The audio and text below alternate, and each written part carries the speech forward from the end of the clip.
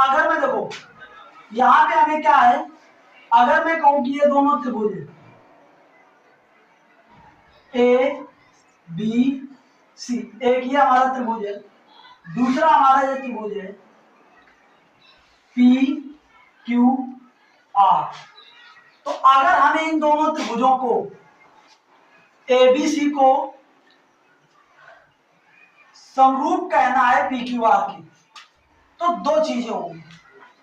पहली चीज क्या होगी कि इसके संगत कोण, अर्थात कोण ए बराबर कोण पी, कोण बी बराबर कोण सी, कोण सी बराबर कोण आर हो, कोण बी बराबर कोण क्यू, ठीक है ना, कोण बी बराबर कोण क्यू, कोण सी बराबर कोण आर, ठीक है ना। दूसरी चीज क्या हो, इनकी संगत भुजाओं का अनुपात बराबर हो, अर्थात ए बी बटे पी क्यू और बी सी बटे क्यू आर और ए सी बटे पी आर। ये चीज, ये दोनों चीजें जब होंगी तब हम कहेंगे कि ये त्रिभुज कैसे हैं, समरूप, ठीक है ना। अभी के लिए बात यही है। फिर इसके बाद अब हमें क्या करना है, अब हमें आगे क्या पढ़ना है, अब हमें यह दिखाना है कि क्या त्रिभुज में ऐसा होता है क्या कि ये वाला अगर गुण हो, मतलब दो त्रिभुज ऐसे हो जिनके संगत कोण बराबर हो, तो ये गुण उसमें स्वतः आ जाता है, ऐसा होता है क्या, या हमें ये पढ़ना है कि अगर ये गुण हो तो ये स्वतः आ जाता है क्या। अब हमें ये पढ़ना है, ठीक है ना, और उसी पर आधारित है तुम्हारी प्रमेय नंबर 3, ठीक है ना। प्रमेय नंबर 3 किस पर आधारित है, कोण कोण कोण कोण कोण कोण समरूपता। प्रमेय नंबर 3 को आप कोण कोण कोण समरूपता कह सकते हैं, ठीक है ना, कोण कोण कोण समरूपता। मतलब दो त्रिभुज होंगे जिनके संगत कोण बराबर दिए गए होंगे, आपको बताना होगा कि वो क्या है, समरूप। मतलब आपको एक कंडीशन दी गई होगी और दूसरी कंडीशन आपको निकालनी होगी कि उनकी संगत भुजाओं का अनुपात भी बराबर है, ठीक। तो अब चर्चा करते हैं हम प्रमेय नंबर 3, ठीक है ना।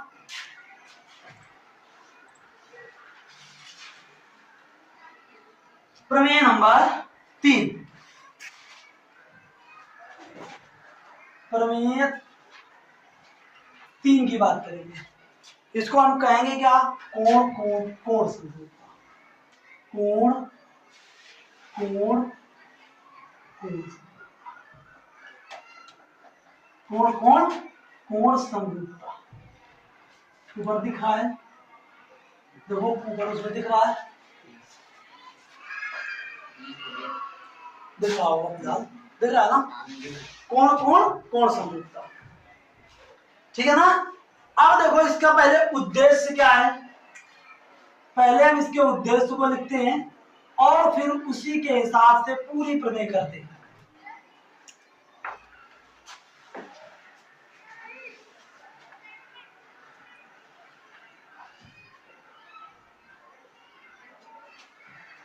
यदि दो त्रिभुजों के संगत कोण बराबर हो, यदि दो त्रिभुजों के संगत कोण बराबर हो तो वे समरूप होते हैं,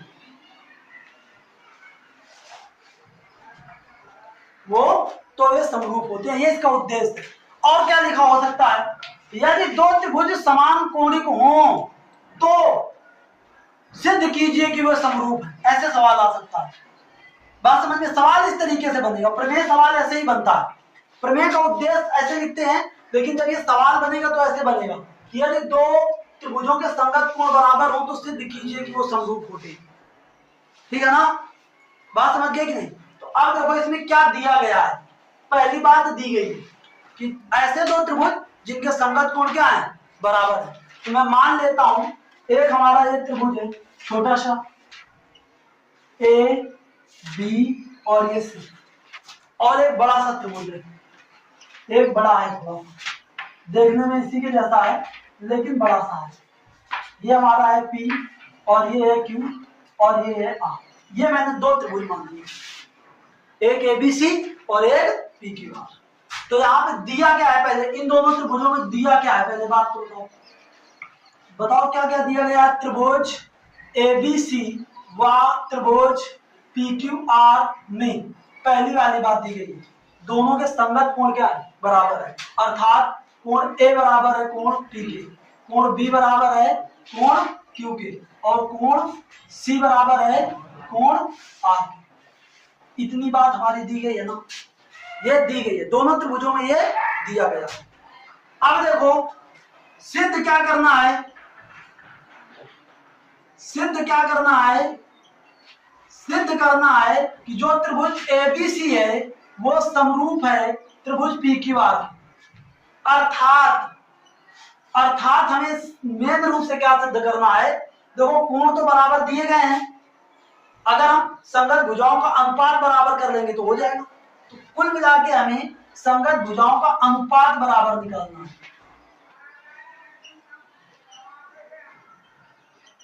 ठीक है ना, बात समझ रहे हो ना। इसमें संगत गड़बड़ हो रहा है एसी बटे, ठीक है ना, ये हमें बराबर निकालना है, ठीक, ये हमें बराबर निकालना है। अब देखो इसमें क्या करेंगे, ठीक है ना, अब हम करेंगे रचना।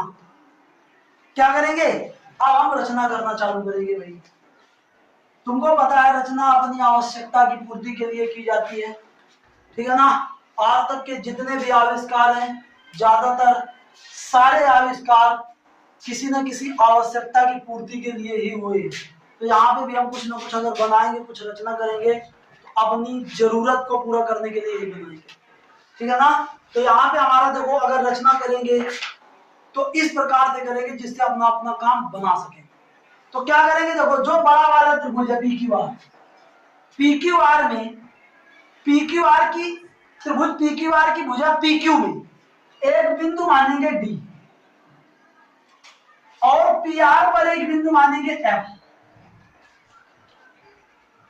और इन्हें इस प्रकार मानेंगे कि जो ए बी हो वो बराबर हो पी डी के, जो ए सी हो वो बराबर हो किसके, पी एफ के, ऐसे। और फिर डी से एफ को क्या कर देंगे, मिला देंगे। इतना कर सकते हो ना। तो रचना क्या लिखोगे, त्रिभुज पी क्यू आर की भुजा पी क्यू व पी आर पर क्रमशः डी व ई इस प्रकार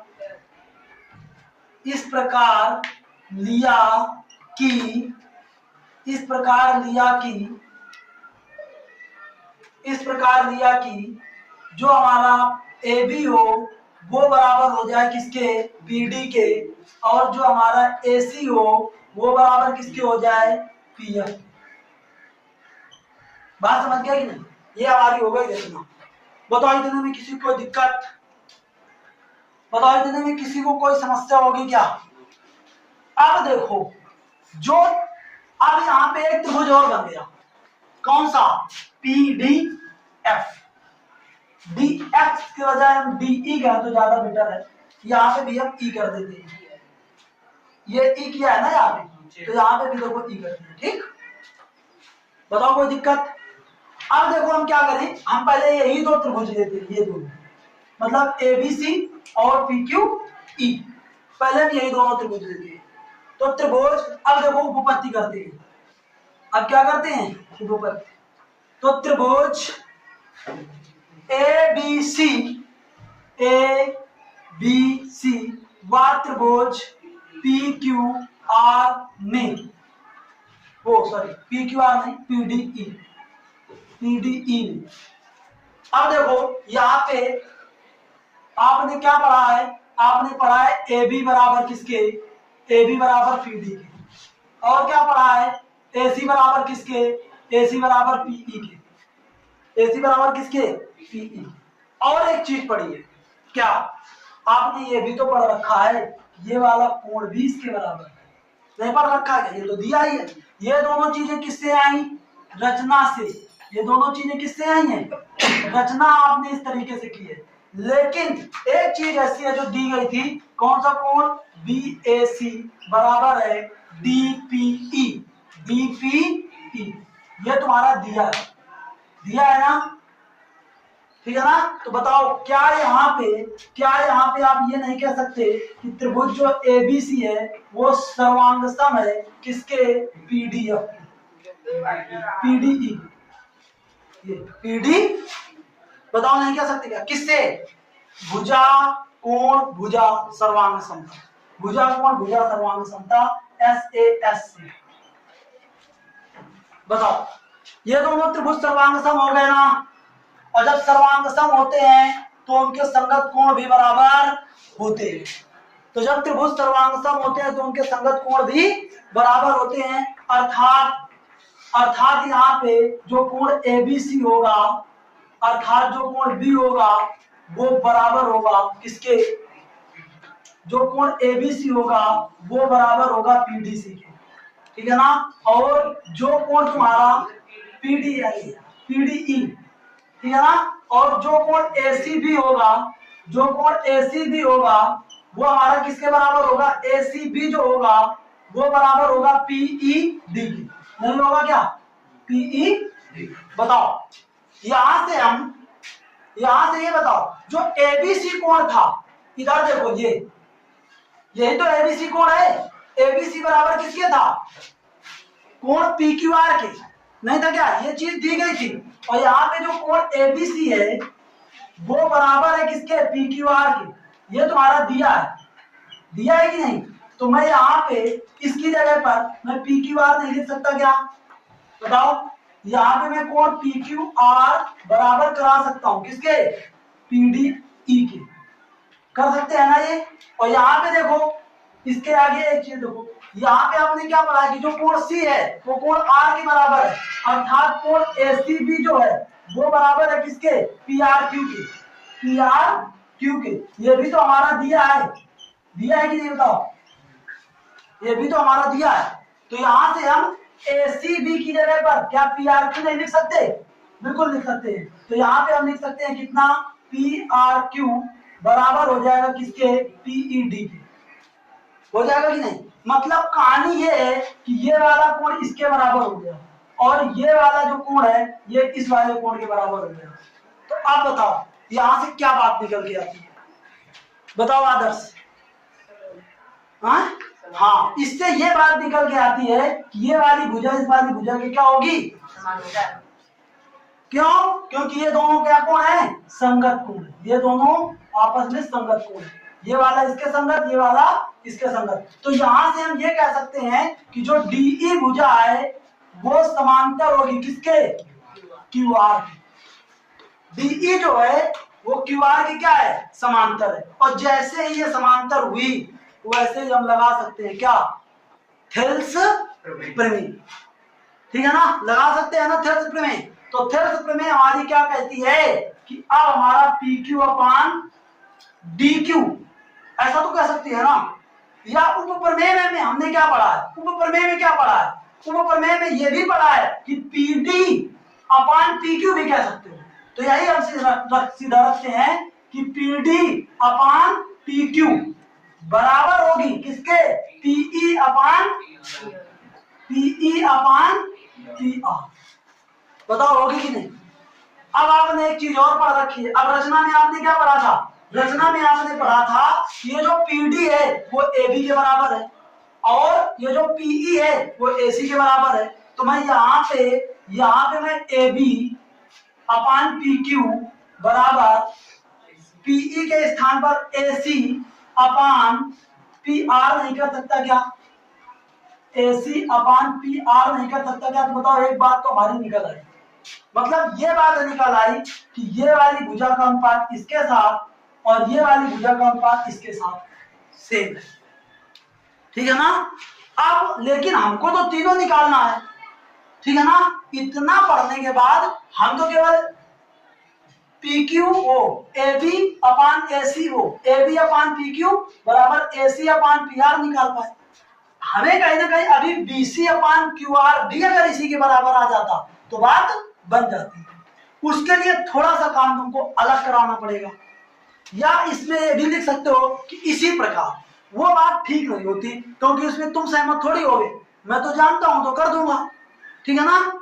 तो इसमें थोड़ा सा आपको करेक्शन, थोड़ा सा इसी चित्र को अलग तरीके से एलिमिनेट कर देना है। कैसे बताता हूं मैं आपको। अगर मैं यहां पे रचना ना करके मैं पुनः रचना करता, अगर मैं पुनः रचना करता, क्या यहां पे मैं एक त्रिभुज की ऐसी रचना करता, ठीक है ना। मैं पुनः रचना करूं, जगह ऐसे कम है, मैं एडजस्ट करूंगा किसी प्रकार से, पुनः रचना करता।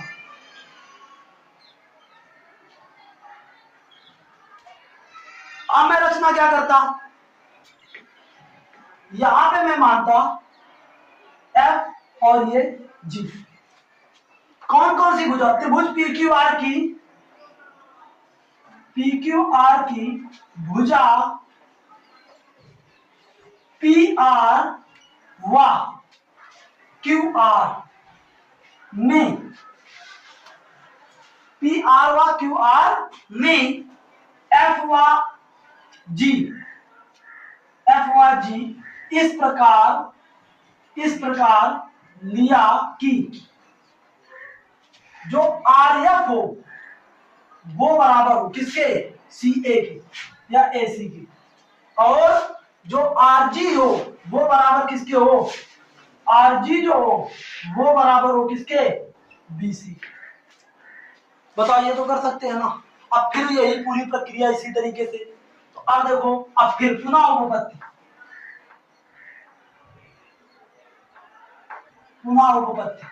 ठीक है ना, क्योंकि हमें दो अलग अलग बातें निकालनी है तो हमें दो अलग अलग तरीके से ऐसे कराना पड़ेगा। तो यहां पे देखो, अब ये दोनों त्रिभुज ले दो, तो यहां पे देखो त्रिभुज, अब ले लें क्या, सी ए बी, इधर देखो, इधर त्रिभुज सी ए बी व त्रिभुज आर एफ जी में।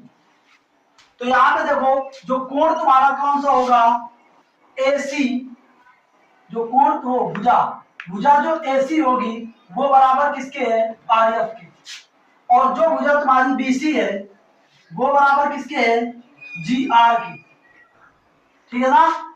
और जो तुम्हारा कोण C है वो बराबर किसके है, कोण R के। तो यहां से ये दोनों त्रिभुज जो है, त्रिभुज CAB वो हमारा सर्वांग सम हो गया किसके, त्रिभुज RFG के, RFG। और जब सर्वांग सम हो गए तो सर्वांग सम त्रिभुजों के संगत कोण भी बराबर होते हैं। अब मैं थोड़ा डिटेल नहीं करूंगा। अब देखो ये वाला कोण और ये वाला कोण, इसका संगत कोण भी बराबर होंगे ना, होंगे कि नहीं। तो इसमें बताओ ये वाला जो कोण होगा क्या इस वाले कोण के बराबर नहीं होगा, इस वाले कोण के, ये वाला कोण इसके बराबर, और ये वाला जो कोण है ये हमारा इस वाले कोण के बराबर नहीं होगा, क्या हो जाएगा ना। तो कहीं ना कहीं आपका जो कोण है एफ वो बराबर हो गया ए के, जो कोण जी है वो कोण बी के बराबर हो गया। अब आपने ये पहले से पढ़ रखा है कि जो ए है वो पी के बराबर है, तो क्या एफ पी के बराबर नहीं हो जाएगा, मतलब ये वाला अगर कोण ए होगा तो ये वाला भी कोण ए हो जाएगा। इसी प्रकार से अगर ये वाला कोण बी होगा तो ये वाला भी कोण हमारा क्या हो जाएगा, बी हो जाएगा। तो यहां से हमारा क्या निकली कि जो एफ जी है वो तुम्हारा समांतर है किसके, पी क्यू के। एफ जी है वो समांतर किसके है, पी क्यू के। और जब एफ जी समांतर पी क्यू हो जाएगा तो पुनः हम थेल्स की प्रमेय के उप प्रमेय से कर देंगे, थेल्स प्रमेय की उप प्रमेय से कर देंगे क्या, आरएफ अपान आरपी या पी आर बराबर आरजी अपान आर क्यू या क्यू आर, ठीक। तो अब बताओ आरएफ किसके बराबर, मैंने कहा आरएफ किसके बराबर था, एसी के। तो यहां से एसी अपान ये कितना हो जाएगा, पी आर, और ये आरजी किसके बराबर होगा, बीसी। तो बीसी बटे ये कितना हो जाएगा, क्यू आर। बात समझ गए कि नहीं, ये इससे ये आ जाएगा कि नहीं। तो अब बताओ इन दोनों में कुछ कॉमन है क्या? इन दोनों में कुछ कॉमन है क्या? बिल्कुल कॉमन है। इसमें देखो AC/PR था, इसको मैं अगर समीकरण 1 कहता, इसको मैं समीकरण 2 कहता, तो समीकरण 1 और 2 से मैं पूरी बात निकाल सकता था क्या कि AB/PQ के बराबर कौन है? AC/PR है कि नहीं? AC/ कितना है? PR। देखो यही हमने निकाला। और AC/PR के बराबर कौन है? BC/QR। तो इसके बराबर क्या होगा? BC/QR होगा, ठीक है ना? और देखो कहीं ना कहीं हमें यही बात क्या करनी थी? प्रूव करनी थी। यही बात तो हमें प्रूव करनी थी, ठीक है ना? तो यहां से हम कह देंगे कि अतः जो त्रिभुज ABC है वो समरूप होगा किसके? त्रिभुज PQR के। यहीं से हम कह सकते हैं कि त्रिभुज ABC जो समरूप होगा वो किसके होगा? PQR के। ये एक सुटेबल तरीका, इस चित्र को दोबारा आपको बनाना होगा, मतलब ये बनाना होगा, पहले वाला जो था वो बनाना होगा, फिर दोबारा इसको बनाना होगा। 3 चित्र बनाने होंगे, तब इस पूरी प्रमेय को ऐसे सिद्ध कर दोगे, ठीक? मेरे पास ऑप्शन था कि उसको साफ करके उसी में बना दो, तुम्हारे पास ऐसा ऑप्शन नहीं, उसको मिटाना नहीं, ठीक है ना? हाँ, ऐसे पूरा करना है इसको, ठीक है ना? इसके आगे की जो प्रमेय नंबर 4 होगी उसको हम नेक्स्ट क्लास में देखेंगे। तो इसको आप अच्छे से 1-2 बार प्रैक्टिस कर लोगे तो आराम से बनना चालू हो जाएगा।